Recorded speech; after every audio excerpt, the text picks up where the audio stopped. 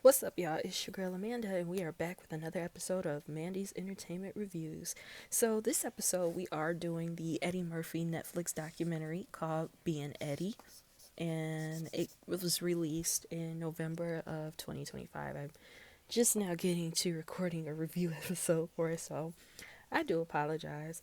It was one part, and I do give it a 5 out of 5, not because only I am an Eddie Murphy fan. I do enjoy his movies and his music. Don't forget, Eddie Murphy is a singer too, and he made great music. So, but we got to see Eddie Murphy crack jokes, be funny. So that's why I give it a 5 out of 5.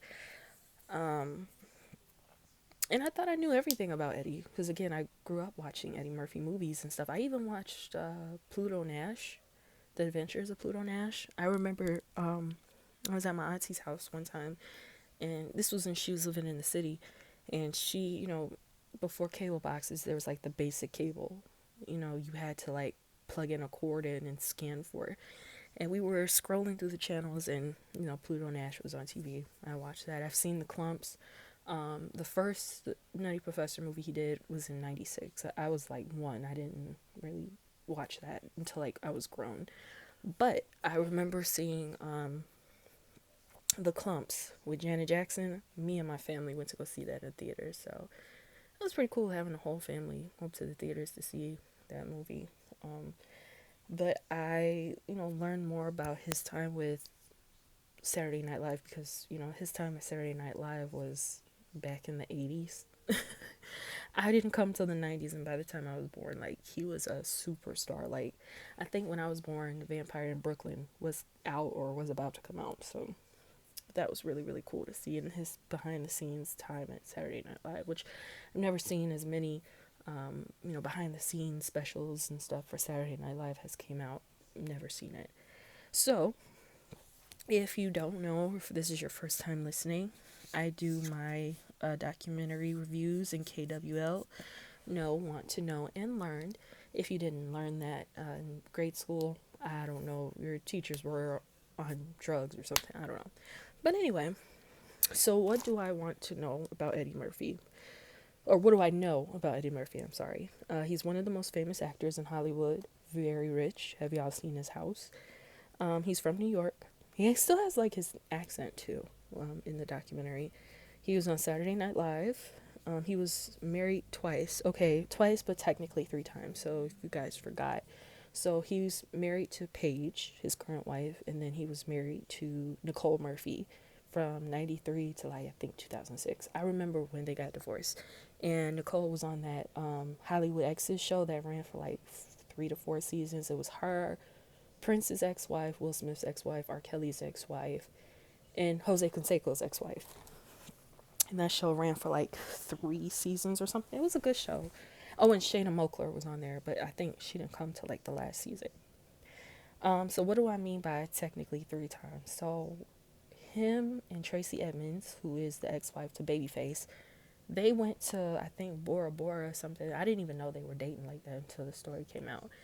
And they got married, but the thing is, I guess when you get married outside the US, you got to get married, you know, in the US first. You have to have your marriage license and stuff. So I guess basically the out of the country wedding is like for show, but you're already legally married.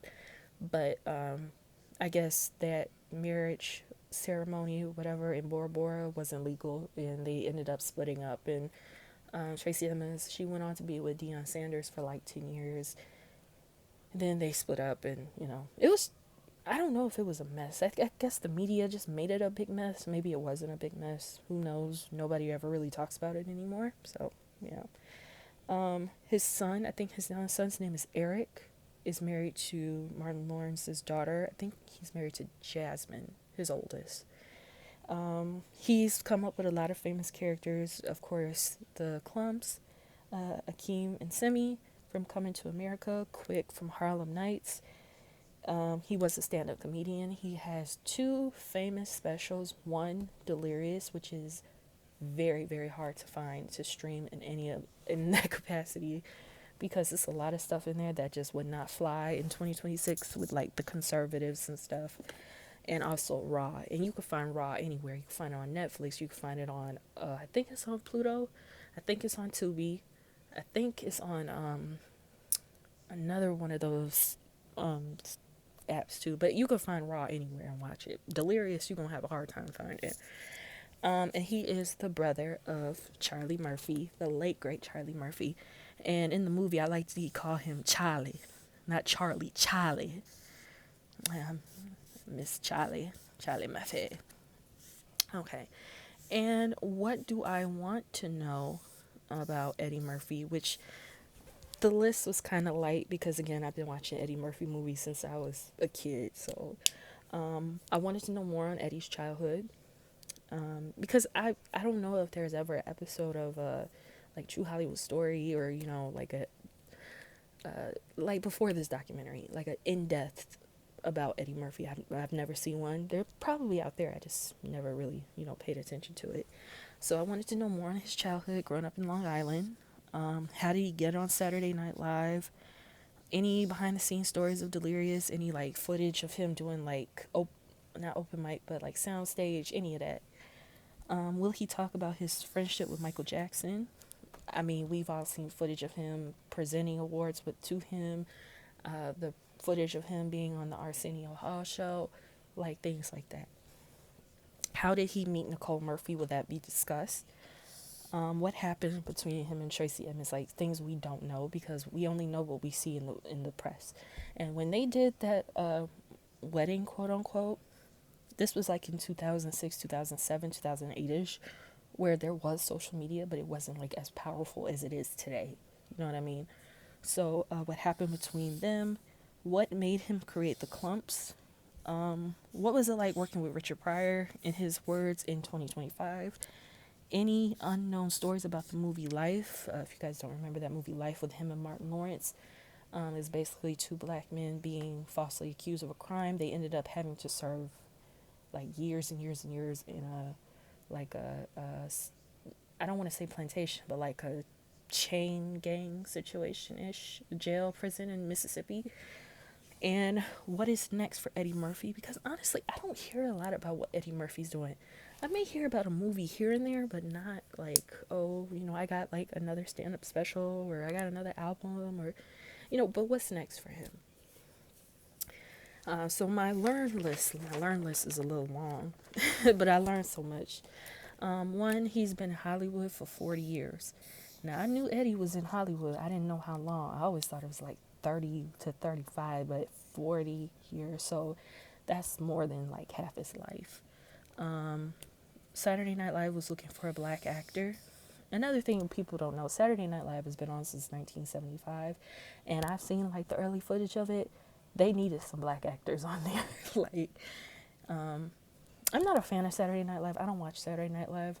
I mean, when I was like a little kid, probably like the late 90s, early 2000s, to me, I think that's the golden era of Saturday Night Live because it had a lot more multi-diverse talent. You had Kenan Thompson, Vanessa Mitchell, Tim Meadows, all that stuff. So to me, I would watch like episodes from that era, but now, like in 2026, not so much. He got a ventriloquist dummy as a kid. I didn't know he was into ventriloquism, if that's a word, that's a right word. I didn't know he was into that. Eddie liked to watch a lot of TV as a kid. And the reason why I put that is I did too. And sometimes in entertainment, watching a lot of TV pays off. I'm not a comedian, but I'm into like pop culture and stuff, and it is my job to kind of do like commentary. So watching a lot of TV growing up does pay off for the future, trust me. He had memories of his parents being toxic. He did tell like that very funny story of when his father got mad at his mother for spending money on pictures. On some goddamn pictures. That was one of my favorite parts of the documentary. His father was killed by a woman. His biological father, kind of they call it a lover's quarrel. Charlie Murphy called it that. But I think in reality, the actual term is fatal attraction, and that's what happened to his father. He was raised by his stepfather, who is Vernon Lynch, so his mom remarried. And through Vernon, he has a younger brother, Vernon Lynch Jr. He used to do stand up at Hofstra University. Let me look up something really quick. Hofstra, I've heard of Hofstra University. I don't know if it's like, oh, it's a private university in Hempstead, New York. So it's in Long Island, I assume, Nassau County. So yeah, he used to do stand up at a very prestigious college. Nice. Nice. And I think he was a teenager at the time too. His first SNL appearance was in 1980, so 5 years after Saturday Night Live premiered. That's when he started. And when he started Saturday Night Live, he was still living with his mom. That's what people don't understand. If you start something on TV, you ain't gonna be rich right away.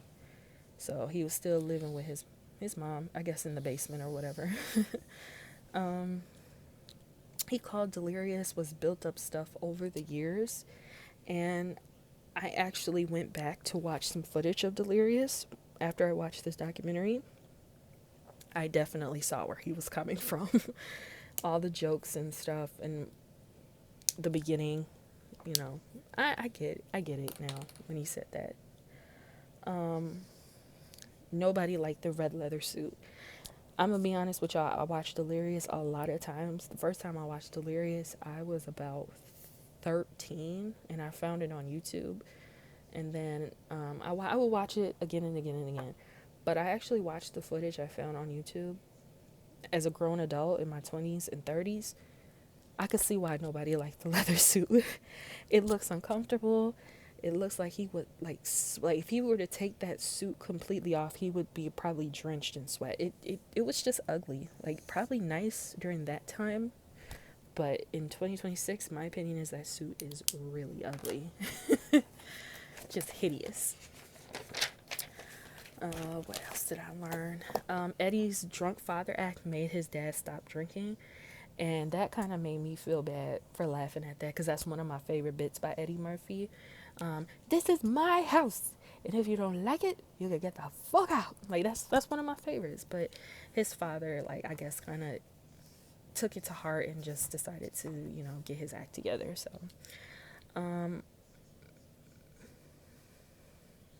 he was laughing at Derek Lawrence in Beverly Hills Cop. The first one, because remember, he went to Beverly Hills and he made a big fuss about the hotel room and then he walked out the hotel and then the two guys dressed like him and Michael Jackson. So he laughed at that. That's what he was laughing at that part, I guess. He stayed with Rick James for 2 weeks and made music. So My Girl Wants to Party all the time and stuff like that. That's where that comes from. I heard he was snowed in with Rick James because Rick James actually lived in Buffalo at the time. So, of course, what is there else to do when you're stuck with Rick James? Either do drugs or make music. He had a 21st birthday party at Studio 54. If you guys don't know what Studio 54 is, it's one of the most poppin' disco clubs in New York City. A lot of celebrities been there. I think Janet Jackson or somebody told the story how they used to be there and they were like really young and they weren't supposed to be there. So it was a very poppin' club with rich history. I think there's documentaries out there about him on Hulu or something. I gotta check it out. Charlie worked security for Eddie before he was a comedian. I never knew that. I just always thought Charlie was in the military and then he went into comedy. He left when things got crazy during Rick James partying. That's self-explanatory. He's never done drugs, drinking, and smoked his first joint at 30. So he's been in Hollywood for years. So, of course, in Hollywood, you be doing that crazy stuff. But for me to find out he's never done the drugs and drinking and had his first joint at 30 is like, wow. So he must have really seen some things and just decided to get his act together.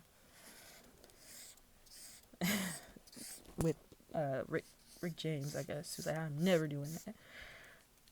He says stand-up stopped being fun, so I guess that's why we only got like 2 stand-up specials out of him. 2 legendary stand-up specials, actually. But, thankfully, well, not thankfully, but he did stop and he started making some legendary movies that are still being played on TV to this day and being streamed to this day. he had OCD as a child, but he didn't know like what the term was for it, and he actually stopped that stuff himself cold turkey, which I think is kind of dangerous because he used to say he would touch knobs to make sure they were, off, because if you like kind of touch a knob on a gas stove, the gas will leak, and you know you could really do some damage. So yeah, he made himself stop doing that. But at his age, so Eddie's got to be like in his 60s now. He does it every once in a while, so it's still there. So he'll probably have to go to like therapy or something for that, in my opinion. Coming to America was based on his on finding love. I don't know why it was difficult for him to find love before Nicole Murphy, because Coming to America came out in '89. I think that's around the time they started dating. He was Eddie Murphy, but just because, I guess you're rich and famous doesn't mean like, people will love you for you, in my opinion. So, yeah.